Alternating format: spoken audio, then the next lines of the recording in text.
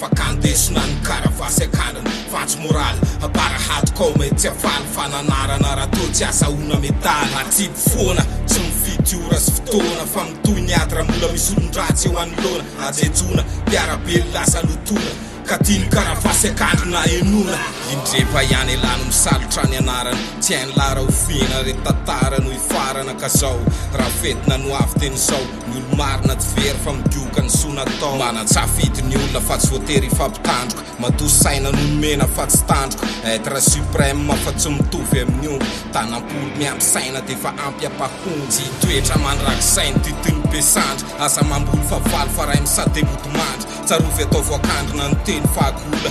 ratsy losa miantona fa nysola evenambola de mba izy mpiarabelona madio fisainana de mba samy ahijerany lafitsara ny fiainana samy maro toerana fiainana miserana mba samy anjaka-pony tsirairay ny fandeferana tany tsy ilaina kora mifanarina fa fakandesona ny karavasy akandriny fantsy moraly abarahato kome tsy afaly fananarana raha tô tsy asaona metaly atsipy foana tsy mifidy ora sy fotoana fa mitoy ny ady raha mbola misy olon-dratsy eo anoloana ajejona mpiarabely lasa lotona ka tiany karavasy akandrina enona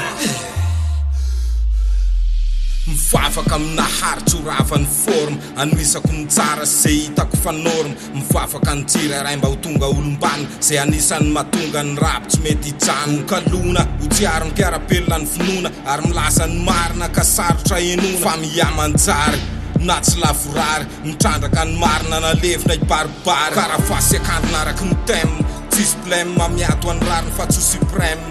andrafa ny ratsy penina fa tsy aza ary tsy tokatena ilasa fa galifantsy poizina ny anaziny natsoro mampiororo miseho azo vato tsy mikoro ananarako dizy boky sany anarako reste alekuto fa mahasony ka fara mampitany tsy ilaina kora mifanarina fa fakandesona ny karavasy akandriny fantsy moraly abarahato kome tsy afaly fananarana raha tô tsy asaona metaly atsipy foana tsy mifidy ora sy fotoana fa mitoy ny ady raha mbola misy olon-dratsy eo anoloana ajejona mpiarabely lasa lotona ka tiany karavasy akandrina enona